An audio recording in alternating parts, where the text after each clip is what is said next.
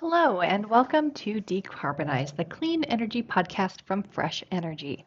Fresh Energy is a Minnesota nonprofit working to speed our state's transition to a clean energy economy. My name is Jo Olson. I'm the Senior Director of Communications and Engagement here at Fresh Energy, and I'm with you today to share a recording of the first webinar in our Energy Plus summer webinar series. The focus of this webinar was Energy plus Democracy.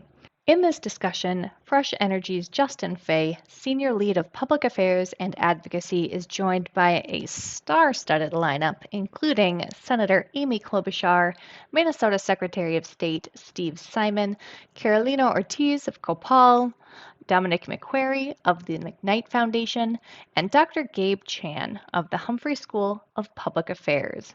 And with that, let's begin. All right. Well, thank you. Thank you all for being here. Welcome. And we appreciate all of you joining us today for part one of Fresh Energy's Energy Plus webinar series. I'm Justin Fay, Senior Lead of Public Affairs and Advocacy here at Fresh Energy.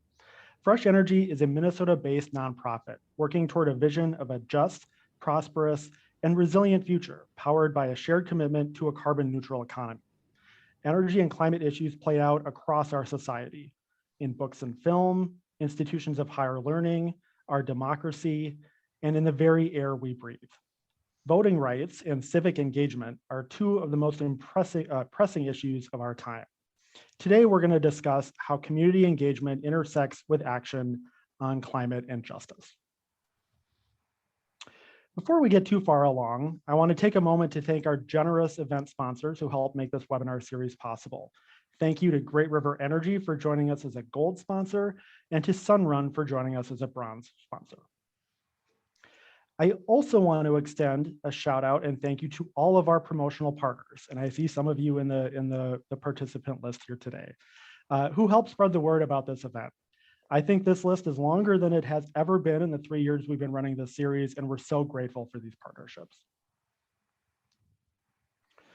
We're very excited to be joined today by the senior senator from the state of Minnesota, US Senator Amy Klobuchar, Minnesota Secretary of State Steve Simon, and our amazing panelists, Dr. Gabe Chan from the Humphrey School of Public Affairs, Dominic McQuarrie from the McKnight Foundation, and Carolina Ortiz from COPAL.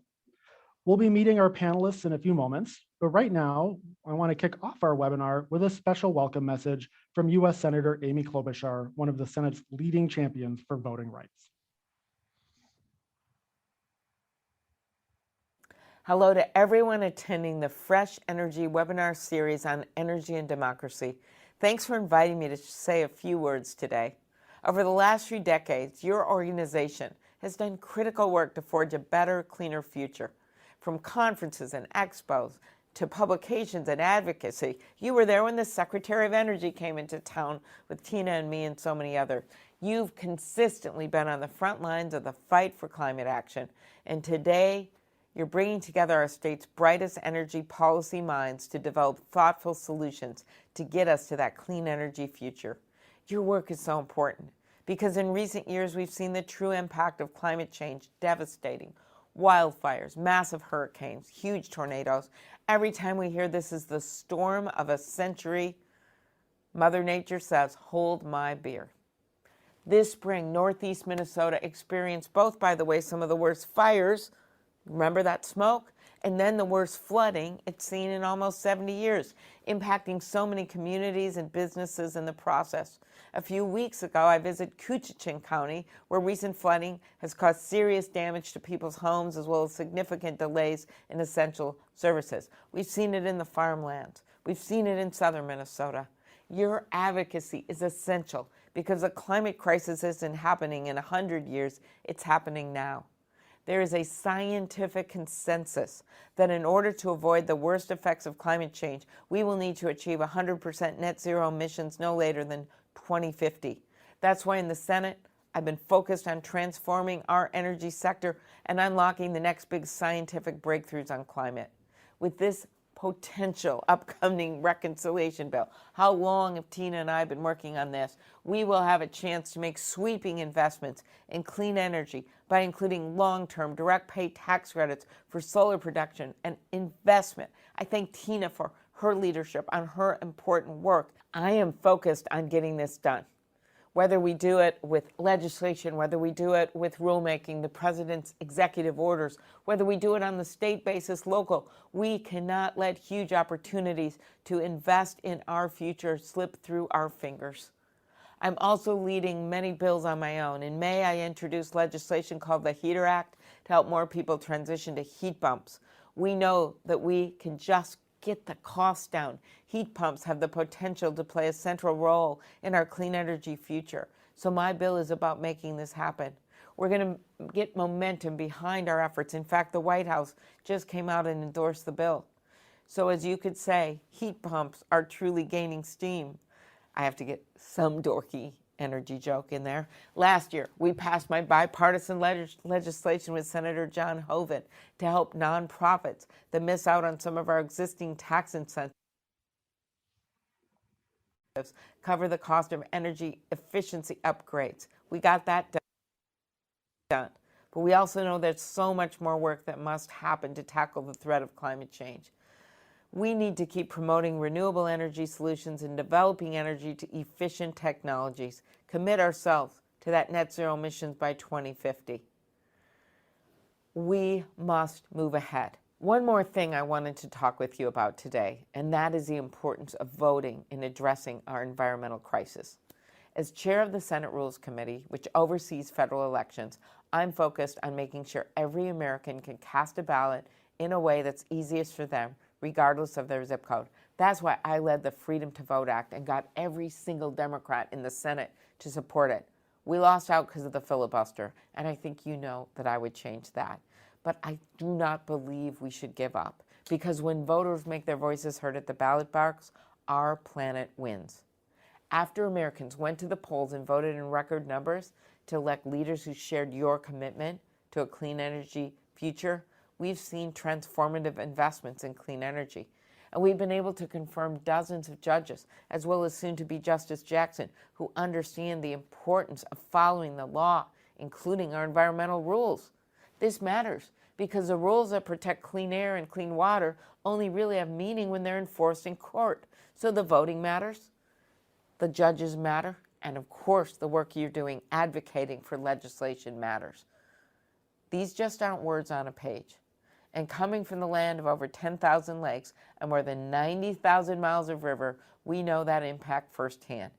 I'm proud of the progress we've made. I recognize that more action is needed as we continue to confront the climate crisis. Advocates like you are already playing a crucial role in pushing us forward on climate. Thanks for your tireless work. I'm confident that together we can ensure a better, cleaner future for our state, country, and planet. Enjoy the rest of the webinar. You deserve it.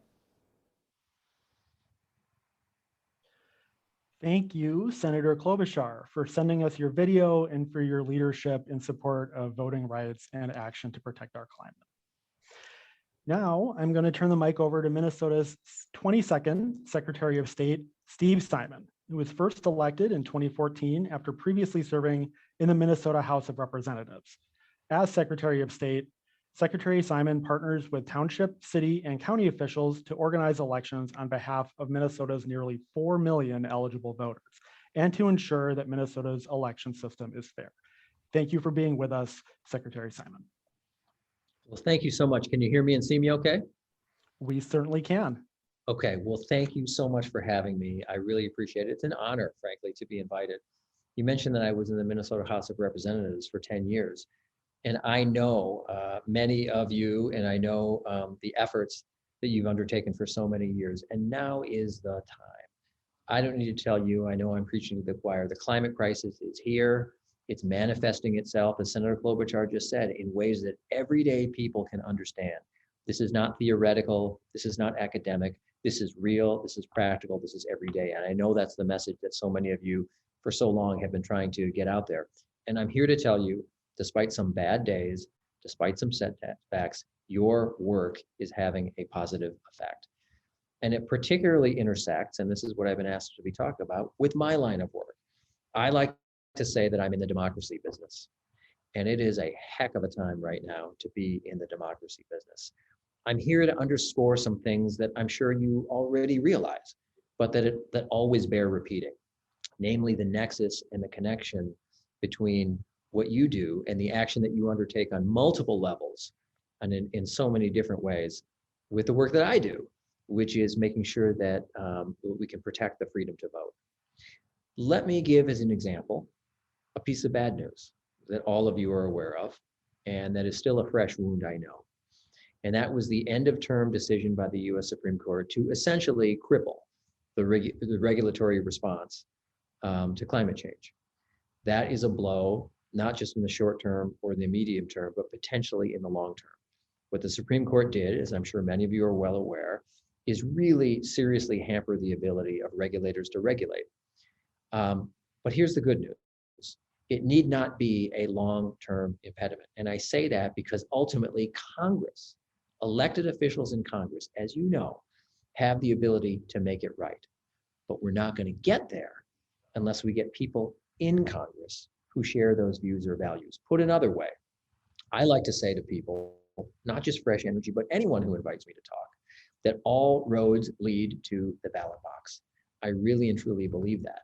Because whether it's climate change or any other issue, we're not going to get the results, the outcomes, the changes that we want, unless we get people into office who share our views and values. And we're not going to get that in turn unless we have a democracy that works, that functions, that enjoys well-earned confidence from people.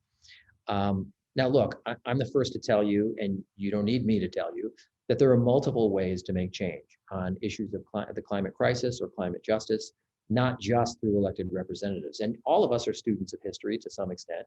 And we know that great change in this country and even in the state of Minnesota has come about through non-electoral means. But you gotta admit that change that is brought about by electoral means and ultimately through legislation and government action is a huge, huge part, particularly in this area, particularly in light of this US Supreme Court decision last week. It is a huge, huge part of how we're going to get to where we know we need to go. So I want to talk a little bit about how I view the lay of the land in terms of elections and our election system and why it's so important. So interestingly, and you might think strangely, I am a long-term optimist about democracy in America and democracy in Minnesota. And part of the reason I feel that way is the 2020 election. I think the 2020 election, for so many reasons, was a stress test for our democracy. And in my judgment, Minnesota aced the test.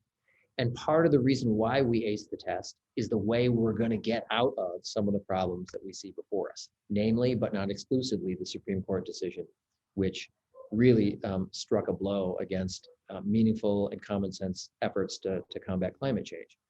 So think of where you were. I don't mean physically, but your headspace 2 years ago from right now. Again, not where you were, what room you were in, but what you were thinking, your frame of mind 2 years ago in the heart of the pandemic on July 7th of 2020. I can tell you where my headspace was, and all of us in our office, it was looking ahead to a November election in a very consequential year at the presidential level and trying to figure out how we were going to pull this off. We were in the throes of the pandemic. Still in July, we were in shutdown and lockdown mode. And we had ourselves questioning and obviously always working to try to resolve some of the impediments and the obstacles that would be in our way of putting on a free, fair election with integrity and honesty. There were multiple challenges, obviously. How, for example, were we going to get 30,000 people to step up as we need to every year to be election judges or poll workers? Who's going to want to do that job? Who's going to want to sign up to be 12, 13, 14 hours in a low-ceilinged church basement with 1,000 people on average and their droplets, by the way, circulating in and out of that space in pre-vaccine America, right? Who's going to want to do that job? Would we have conflict or even violence at the polling place? And most importantly, maybe, were the voters going to turn away rather than lean in? But fortunately in Minnesota, and this is the key part, we had the tools, we had the policies, we had the laws, we had the norms in effect that allowed us ultimately to overcome those challenges. And let me start with the laws. That is really, really important in Minnesota because we remain one of the best states in the country when it comes to the terrain of our laws. Not perfect. There are things I and you would want to add. There are things that I and you would want to subtract. But overall, pound for pound, Minnesota's legal landscape is very favorable because it's very pro-voter. It's very pro-access. So we have same-day voter registration in Minnesota, something that all organizers for any cause should always take advantage of. Think about how fortunate we are. There is no cutoff period in Minnesota. In most states, if you're not registered 3 or 4 or sometimes 5 weeks before the election, that is it. That is the cutoff. It doesn't matter that you didn't understand the law. It doesn't matter that you forgot the law. It doesn't matter that you moved or anything else. That's it. You are out.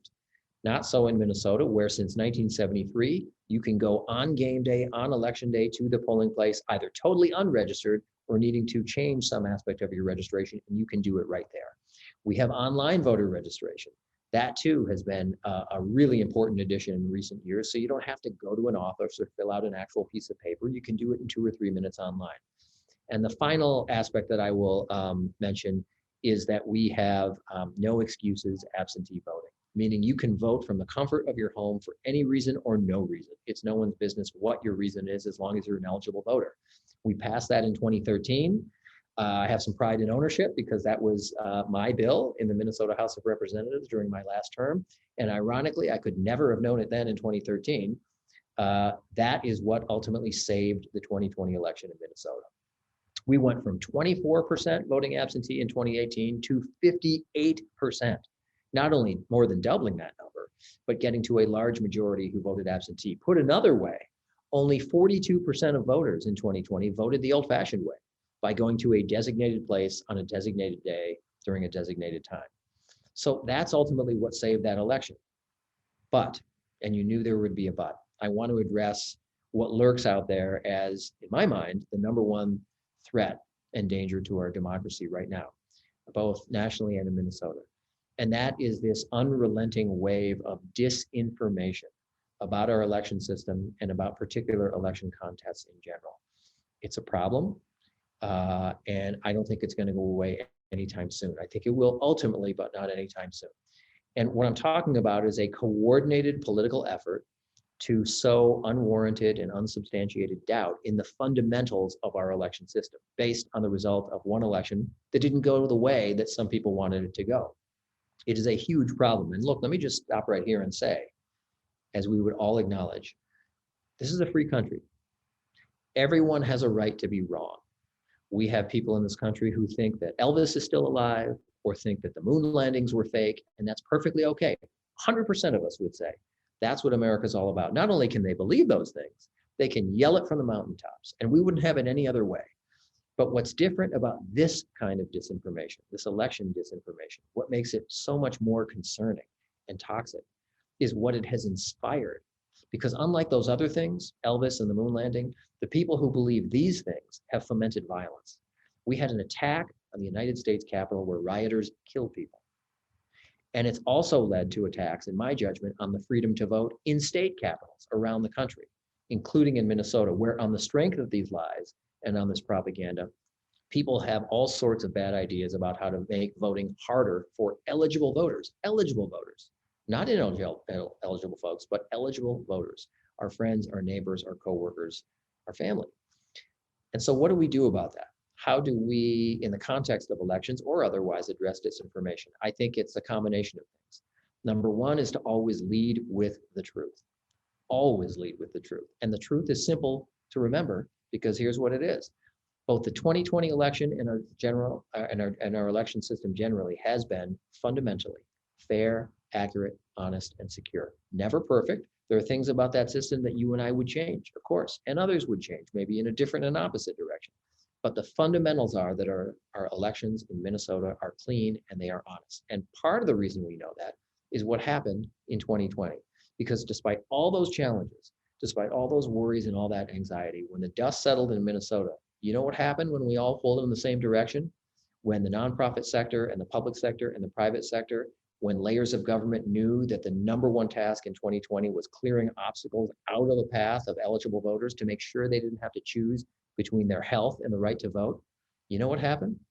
Minnesota, for the third time in a row, #1 in America in voter turnout. That is not an accident. That is not a coincidence. That is not dumb luck. That is not just something in the water. That is intentional, because you and I and many people around the state, there is broad ownership of that outcome. Many people pulled in the same direction. So we've got something to lose in Minnesota. We've got something to lose, and we can't lose it. So that's the good news, is that the truth is that the elections were fundamentally fair, accurate, honest, and secure. So number one is always saying the truth. And I'm not naive, and neither are you. There are people who believe some of the disinformation, and they're not just going to stand down because I and you happen to speak the truth to their face. But not everyone has to do a 180 for this to work. Sometimes somebody can do an 11 or a 17 or a 23 or a 38. Doesn't have to be a 180. And over time, incrementally, with patience, we can make sure that we break the fever of disinformation.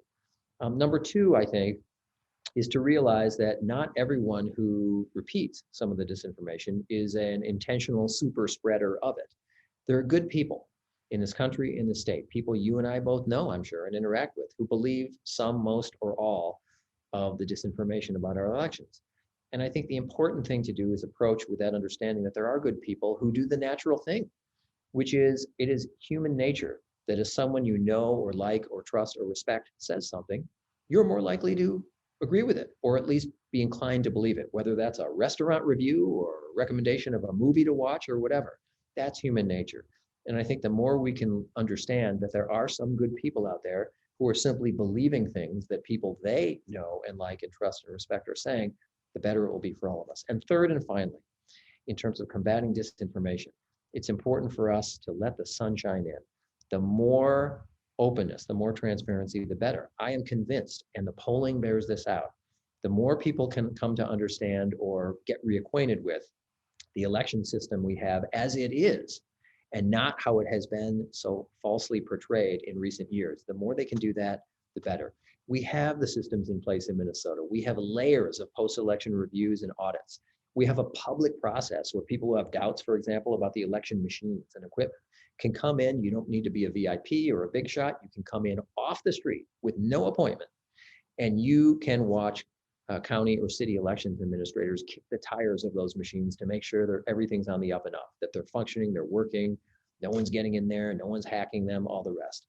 I use those as just as a couple of examples of the tools we already have in place, which ought to ensure and reinsure people of the well-earned confidence in our election system. So I would say this, I am a long-term optimist, but in the short and medium term, we have real deep challenges, starting and ending, in my view, with this disinformation. But we have to keep our eye on the ball. We have to keep our eyes on the prize, which is making sure we have an election system that functions so that anyone in Minnesota can say that there's a clear path to getting people into public office who share their views and values. I want to thank you for your time. I want to thank you for your attention. I want to thank you for everything you do on climate issues in particular, sounding the alarm where it needs to be sounded, and engaging people on every level in the state of Minnesota. Thank you for that work, and maybe most importantly, thank you for being a partner of mine in the democracy business. I wish you the best, always.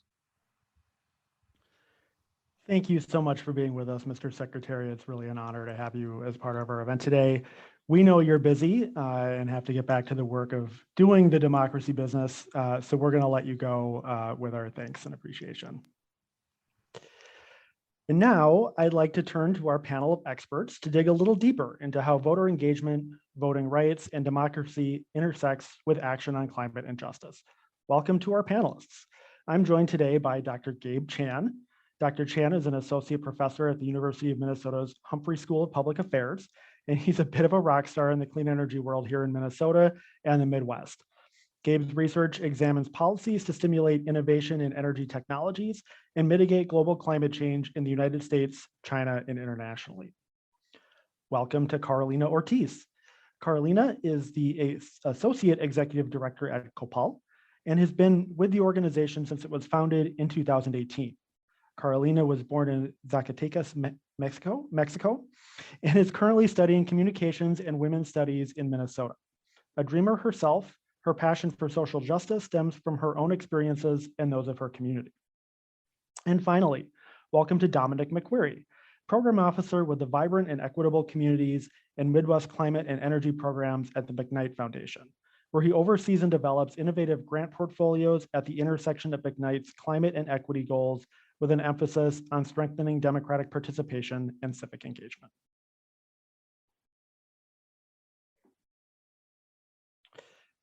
So I've been looking forward to this discussion since we first came up with the topic of energy and democracy last winter. Let's dig in. And why don't we start with you, Gabe? Can you tell us just a little bit about yourself and your role at the Humphrey School, and how in your classroom you've been exploring how civic engagement intersects with action on energy and justice? Yeah, thanks, Justin, and thanks to Fresh Energy for organizing this amazing panel. I've been at the faculty, on the faculty at the Humphrey School for about 8 years now, teaching and researching in our program on science, technology, and environmental policy. I have the amazing privilege to work with students who are pursuing graduate degrees in public affairs. These students are coming to our program because they're passionate about making an impact and want to serve the public good. And I teach our introductory statistics class, and we do a lot of theory and methods in that. But I think our students really come to the school to try to practice learning by doing in our program. And so what this looks like as we think about civic engagement and energy transition is working with students to become public participants in Public Utility Commission dockets, supporting analysis for the legislature, and working with state and local government agencies. But I think one thing that I've started to really appreciate and learn and see change in is where energy transition is happening and who's really building that opportunity for civic engagement and energy transition.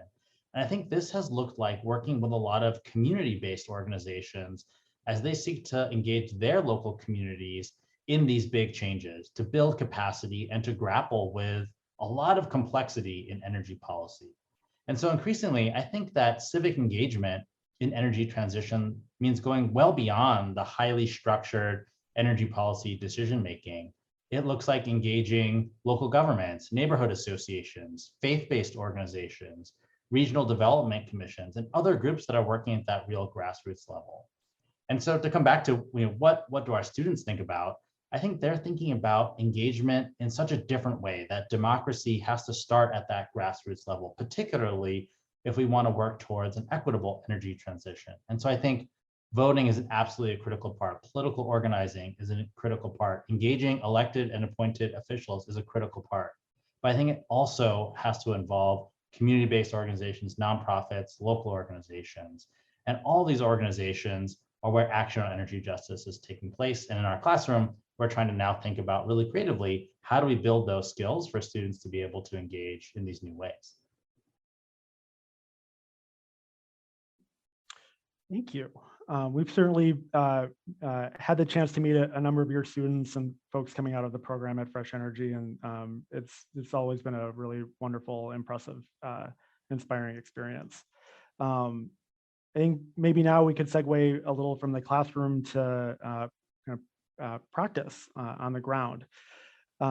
Carolina, can you tell us a little bit about yourself and your role at COPAL and COPAL's focus on civic participation and leadership, as well as building the Latino vote?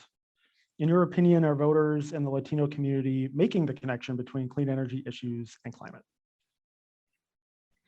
Thank you, Justin. That is a loaded question, so I will try my best to explain or answer it as best as I can. But my name is Carolina Ortiz, and I was born in Zacatecas, Mexico, which great job pronouncing it, by the way, because it's not easy. And my family migrated to actually directly to Minnesota when I was 2 years old. So Minnesota has been my home since then. And luckily, I was one of the people who were able to apply for DACA back in 2012. And that's how I was able to actually have a more dignified life, be able to work, be able to rent. So it was life-changing for sure. And my story, I think, is really an example of why COPAL started to begin with back in 2018. I knew that I couldn't vote myself, but I wanted to be civically engaged. I was like, I have to do something, right? I need to do something in order to motivate people who can vote to participate. and also the people who can't to also take action like myself. And that's how I started at COPAL. It was really a way for me able to take action. And I started helping out with citizenship classes. I started doing everything I could possibly do to change the way that the elections were looking like back in 2018. And really, that's when I started having conversation with elected officials. I started working with other students, as Gabe mentioned, in classes, and how can we connect the community to talk and get to know the people who are making the choices of, the decisions that are being made in the places that we live. So I think, again, COPAL actually stands for Communities Organizing Power and Action for Latinos. And that is exactly what we are doing and what we have been doing for these past few years. Also, to your question about if the community is aware, I think they're aware because they're being directly impacted. People are having asthma. People are, we're seeing all these things, like they mentioned before, things that are day to day, but I think it's hard to make the connection between how do we change it, right? How do we make those bold moves? How do we hold our representatives accountable? So I think people are seeing the effects because they're living every day with them, but I think COPAL now wants to make sure that we work with our community to take action. Thank you. Fresh Energy is so grateful for the opportunities to partner with COPAL on important issues, including public awareness around fossil fuel in our homes. And we also strongly support COPAL's work on these crucial democracy issues that affect us all. So thank you so much. Now, Dominic, in your role at McKnight, I imagine you sometimes take the 10,000-foot view of building democracy in our society. Can you talk a little bit about your role at McKnight and the goals of your team's democracy work within the Midwest Climate and Energy Program? Yeah, absolutely. And before I do that, I just want to shout out Fresh Energy and COPAL as wonderful partners to us. And I think it's going to be a core of some of what I'm going to say is that we don't really have good work going on if we don't have strong partners doing the work on the ground at this intersection of climate democracy. So I'm just very honored all the time when I get to be in partnership with you all. So as you laid out sort of at the top, I sit across our two largest programs here at McKnight, Vibrant and Equitable Communities and Midwest Climate and Energy. And really, it was born out of the recognition that without a strong democracy and a really engaged civic population, we weren't going to accomplish any of our goals related to creating a more equitable Minnesota or decarbonizing the Midwest in a just and equitable way. And on your point about the 10,000-foot view of building democracy in society, you're absolutely right, Justin. It's one of the luxuries of being in philanthropic work and not tied as strongly to some of the legislative, budgetary, political cycles as other folks, that we can sort of take a step back, take the 10,000-foot, the long-term view. And that's a huge tool, but something I want to be really cognizant about, and I'm about 9 months in my role and new to philanthropy as well, and trying to keep myself grounded, is that if we're up at that 10,000-foot view all of the time, and especially if we're up there alone, then we're probably losing actual perspective on how to be the most effective partners in the ecosystem. So we need to make sure that we're bringing our partners like Fresh Energy and COPAL up to that 10,000-foot view, because you are so often with your heads down doing the work, doing the good work. And then also making sure that we are on the ground with you all, hearing, learning, seeing, and listening, most importantly, rather than just sort of sitting up at that higher level view. And I think a really emblematic way to think about it is we talk a lot about ecosystems here at McKnight. It's one of those philanthropic words I feel like that we have. And for me, it's just really important that when we think about ecosystems and talk about ecosystems, we're not the funder looking down at an ecosystem, but actually that we're recognizing that we are in the ecosystem, we're a part of it, and that our actions or inactions in different directions have impacts the same as our grantee partners, our strategic partners, and those others who are in the work. So just the final point, Justin, as we're thinking about the work here at McKnight, one thing that we've heard over and over is just how difficult some of these cycles around these democratic touch points, be it voting or census or redistricting, are. And the Secretary of State was really great about laying out the importance of voting and activity. But we know that some of these systems are set up in these boom and bust cycles. And us as a place-based funder and a partner, how can we be working to ensure that we have an infrastructure that can be working every single day, not just showing up the last few months or weeks before elections or some of these big events, but actually building power, sophistication, and energy around a strong civic population, and not just, yes, high voter turnout, but there's so much more that can be accomplished if we're thinking about and supporting democracy every single day. That's really great. So I'd like to move on now to talking about building or maybe perhaps rebuilding our statewide system to ensure that all Minnesotans have a say in the big policy decisions that are made at the Minnesota legislature, at state agencies, at the local level, and elsewhere in civic society. Dominic, I think McKnight calls this building civic infrastructure. In a nutshell, it's about making our systems more accessible. Each of you with us today on the panel are playing a big role in that work in helping build the system and building the political will and acumen among Minnesotans. Gabe, as you approach your research and discussions with students on both with both a local U.S. and international lens, in your experience, can you discuss how civic engagement fits in from local action to international movements? Yeah, thanks. This is a tricky question, but I think, to start with, climate change is a global problem. Greenhouse gases mix evenly in the atmosphere so that a ton of carbon emitted in Minneapolis has the same impact on climate as a ton emitted in Beijing. And so the scope of this problem really is global. And so what this means is that there are cost-effective climate solutions all across the planet, and there's significant potential to collaborate and to learn from each other as we think about this. One thing I'm really happy is we've worked together with our Institute on the Environment here at the U to send almost 30 people from the university to the climate negotiations hosted by the United Nations. When students and staff and faculty come back, oftentimes they reflect on, wow, I met someone from the other side of the planet who's 20 years older than me or 20 years younger than me, who are thinking about the same problem that I'm working on. And it starts to build community and a sense of, I think, international solidarity to address this.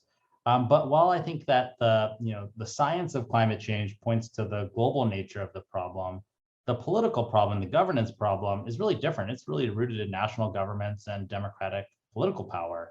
And so I think when we think about how do we build democracy to support an equitable energy transition, I think we really have to focus on that bottom-up momentum building and accountability, and think about how policy tools allow local action to scale and not try to look for those silver bullets of policies or technologies that can work top down. I think time and time again, we've seen approaches like the Kyoto Protocol or the Clean Power Plan even that have tried to set out large comprehensive policies and have run into political roadblocks, feasibility roadblocks, legal roadblocks, et cetera. And so grassroots action, bottom-up action continues despite, I think, a lot of the challenges with top-down action. And I think that's really important. I think one other tidbit here, or really important piece more than a tidbit, is to build on the fact that people want to see energy transition. Right? Recent public opinion polling shows more than 2 in 3 Americans from across the political divide support prioritizing wind and solar. Even more, 3 in 4 support the US participating in global climate action. And so I think this creates a lot of potential to connect the dots between work at the grassroots level with how our leaders at higher levels of governance are thinking about this.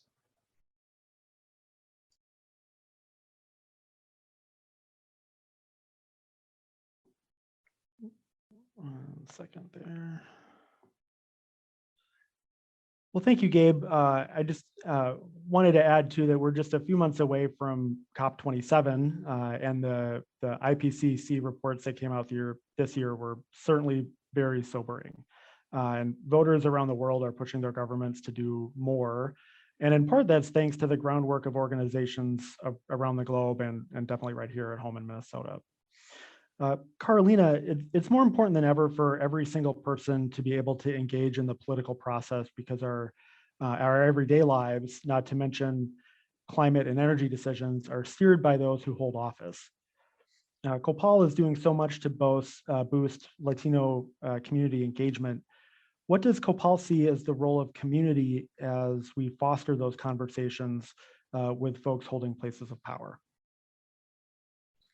Great question. I think there's a few things. One, I feel like there's many community members that do want to engage, want to participate, but unfortunately not everybody speaks English. And there's a lot of information out there that is not available in Spanish or other languages as well. One thing that we have done at COPAL is taking the job to translate a lot of information, get information in languages that are accessible to our community. And that has been helpful. We actually do have on copalemen.org on our website directly, we have information on Minnesota Latino Vote. What it means is there, all the information that was mentioned earlier is there in Spanish as well.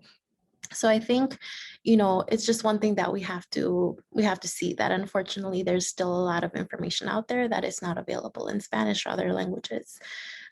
Two, COPAL is a member-based organization, so I would encourage people to become members to help us with this work, to be curious and ask ourselves those questions. Why is our community getting asthma? Why are we, having so much issues with I don't know, just be curious, right? Be curious and ask questions, and also demand as a community that we deserve better, that we need better. So I think really just get involved with COPAL, get involved, do the work with us. There are so many issues happening in regards to climate change and just climate injustice. But thankfully, there are organizations such as COPAL that are working on these, and we need our community behind us to support us. Thank you so much for that. And now moving from the role of communities and groups in Minnesota and across the Midwest, thinking about the local level, cities are creating climate action plans. And there's actually already 13 of them here in Minnesota that at least that we're aware of. When we compare those to state and federal commitments, they can seem like a drop in the bucket, but they actually play a really major role. Dominic, in your view, how are engaged residents alongside advocates and community groups pushing local governments to incorporate climate and energy into their legal frameworks? Yeah, thanks for that question, Justin. And I love that Gabe hit on it earlier about the work that his students are doing to get further and further down into the grassroots and looking for the many different sites to continue to push their advocacy and engagement, because sometimes that's how it has to happen. If we continue to hit roadblocks at the higher levels of government, we can't just take our ball and go home. We only have the one planet. So it's really, really heartening to see a lot of folks turning then to their local governments and saying, well, okay, maybe we haven't accomplished it at the state level, but let's start here. There is something we can do in our own backyard. And I'm calling today from Minneapolis, so it's not a 100% truth and not across 100% of the issues, but in general, sometimes, there can be less partisanship, more alignment in smaller communities like a city or a town or a county, where you can actually have real robust, less hot conversations about some of these issues and come towards real meaningful progress and action. And the hope is that, drops in a bucket can be individual drops, but many drops in a bucket all of a sudden is starting to get heavy, and maybe you're going to begin to overflow, and we're going to be able to push up the higher levels and see that action actually come to fruition. So I just, maybe I'm echoing the Secretary of State a little bit, but I see these as real moments of optimism that people aren't taking no for an answer and can continuing to push, local electeds that then can push their county folks that then can push the state folks. Awesome, thank you so much. Okay, lightning round for all three of you before we head into the question and answer portion. With 1 minute each, can you tell our audience today what you see as the biggest emerging opportunity in democracy and civic engagement to get people plugged in on clean energy and climate? Gabe, why don't we start with you? Yeah, thanks. I think to keep it brief, one of my biggest concerns, and I'll flip it to an opportunity, the concern is that more democracy could also work against clean energy in some specific cases.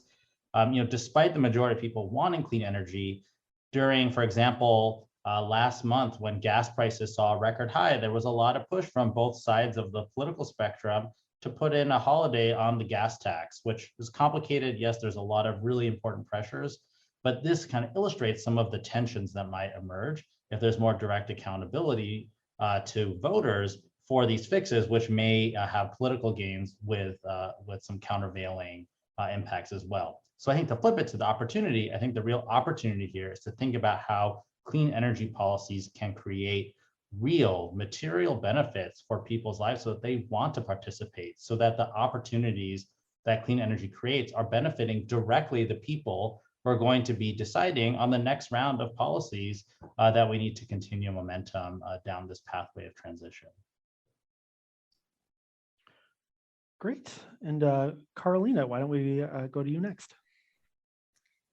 I think we just need to build a community movement. I think we need to incorporate community, invite community, and really work together as partners. COPAL, other nonprofit organizations, other partners, work together to really meet our community where they are, build educational, informational pieces in other languages, and just be accessible.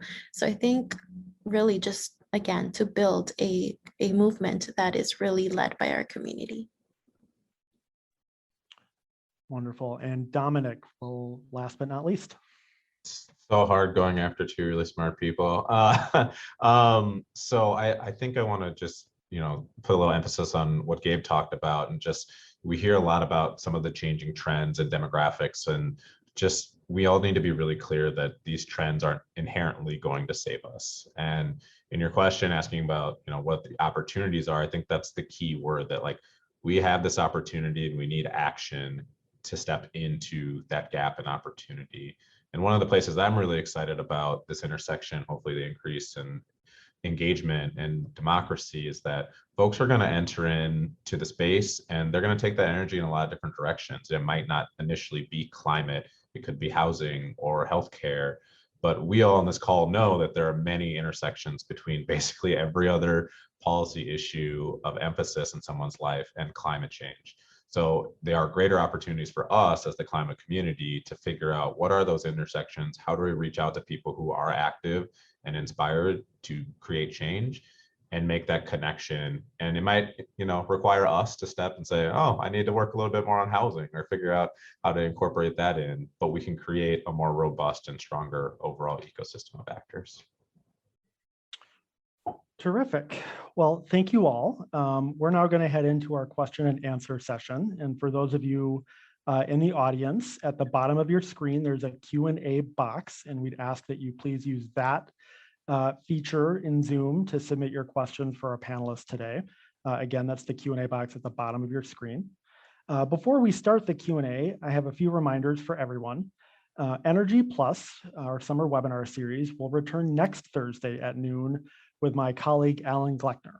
He, along with Martha Larson of RMF Engineering, Rose Patzer of Minnesota State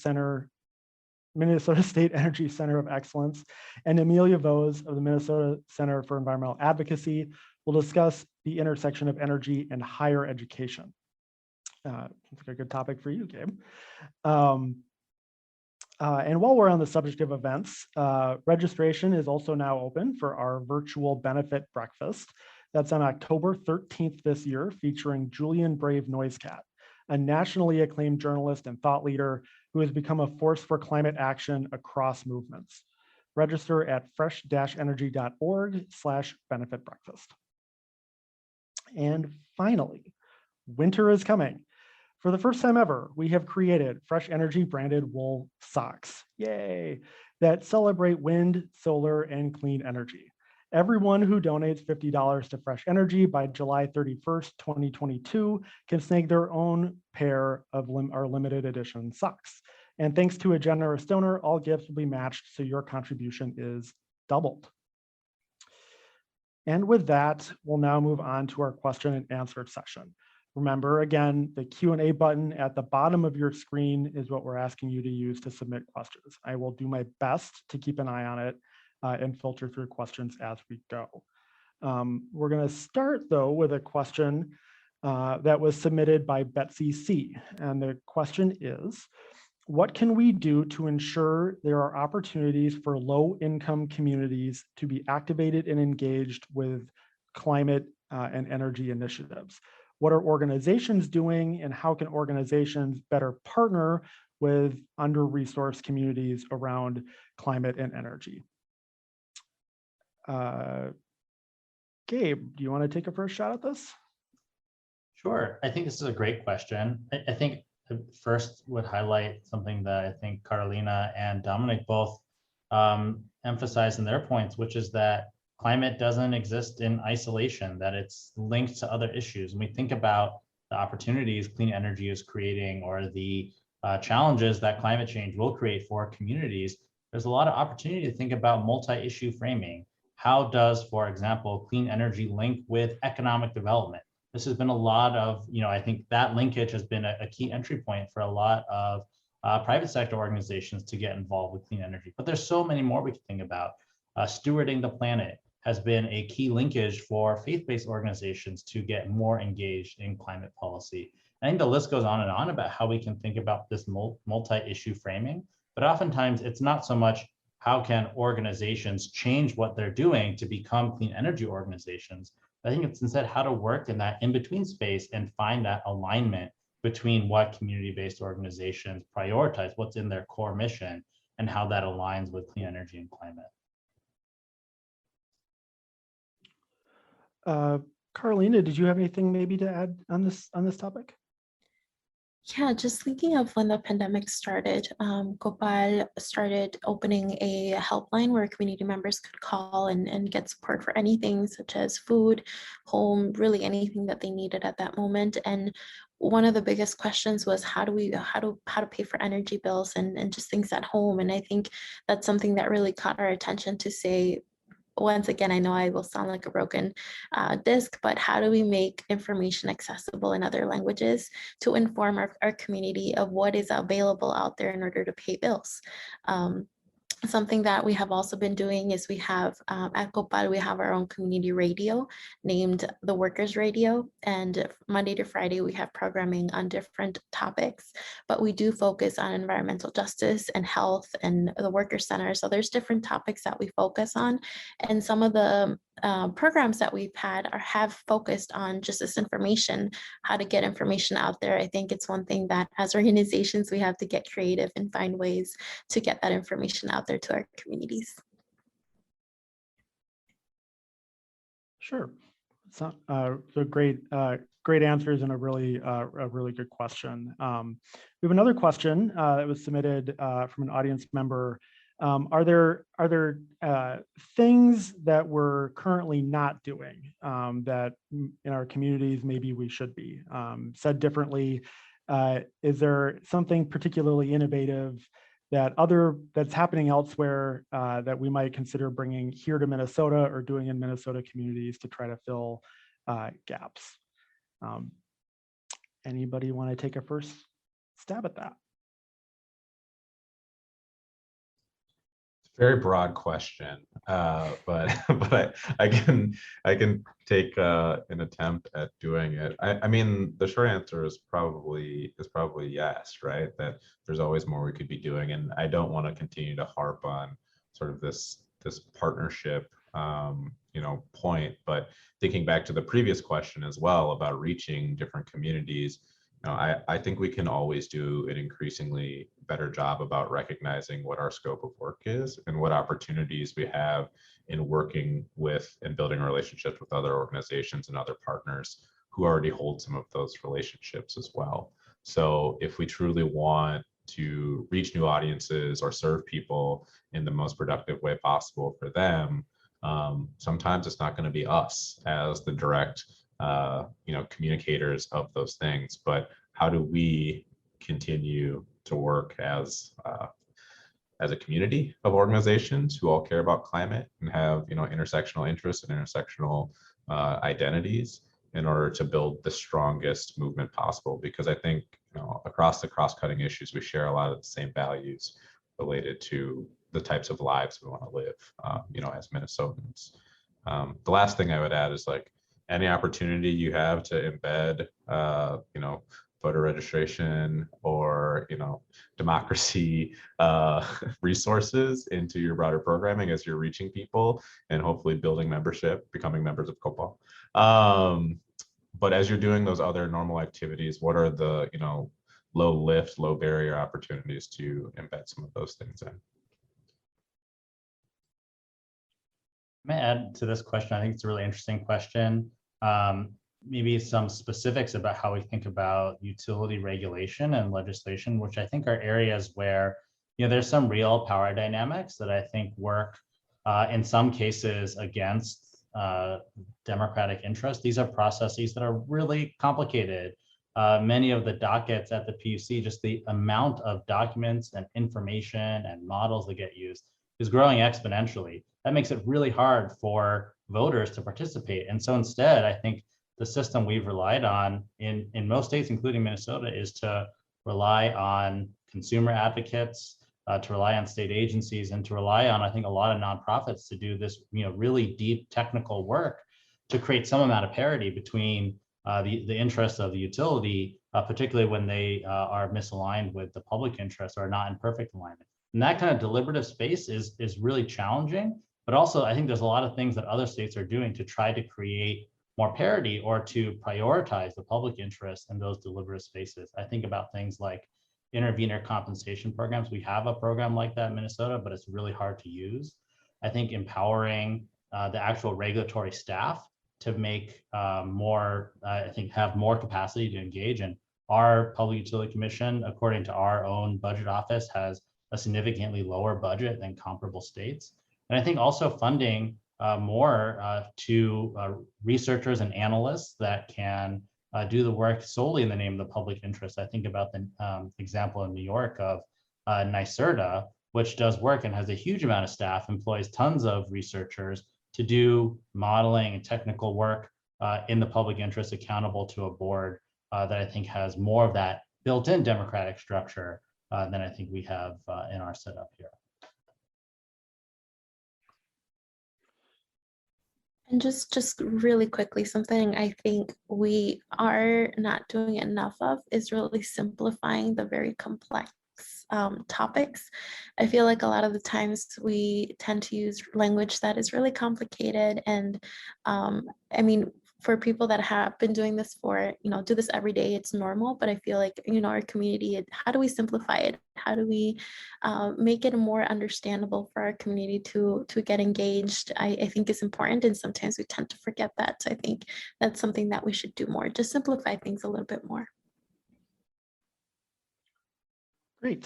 So we have, I'm going to try to get one more question in. I know we're about at time, so we're going to go over just for a few minutes, and I understand if folks need to drop off as it is 1 o'clock. But there's a couple of questions in the chat that are specifically about cities. And I don't think that's a coincidence. When you think about cities and the role of local government, that's really the front lines of democracy for a lot of folks, and for a lot of us where government touches our daily lives the most. So I'm going to try to put these questions together a little bit and just ask more generally, from your different perspectives, what do you all see as opportunities and challenges that are unique to local government? And related to that, any sort of best practices or advice you might have for cities and city leaders as they think about their role kind of as frontline representatives of our democratic government. Whoever wants to take that first.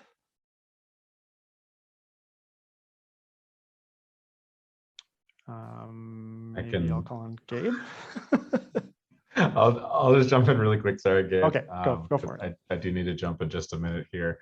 I think one of the big challenges that I've always seen in cities, and I'll lump counties into this as well, is that it's tough sometimes for people just to understand what they do. that, they have an understanding of a city council person or a mayor, but fully understanding what's under the scope and jurisdiction and how much really can be done at the city level. Like finding a way and cities finding a way to actually be clearer about what power and what levers they actually have their hands on could go a huge way towards inspiring people to move, to make changes, within that jurisdiction. And having worked in government, sometimes people come with certain requests, rightfully. They're like, this is just not what we do at this level of government. But if we can be more forthcoming about this is exactly what we do at this level of government, I think the level of creativity, the level of activity in general would increase.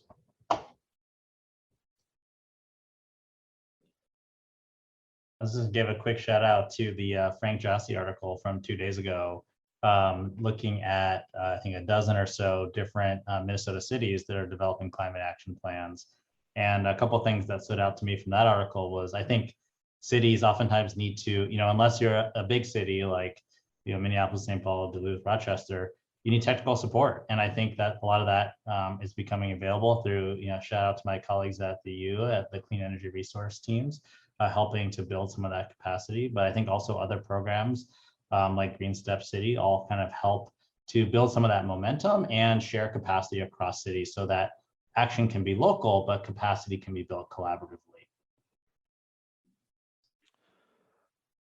Well, great. Well, thank you so much again to our panels, and apologies to folks if you didn't get your questions in. We are a little over time, so I think we're going to go ahead and conclude our conversation there.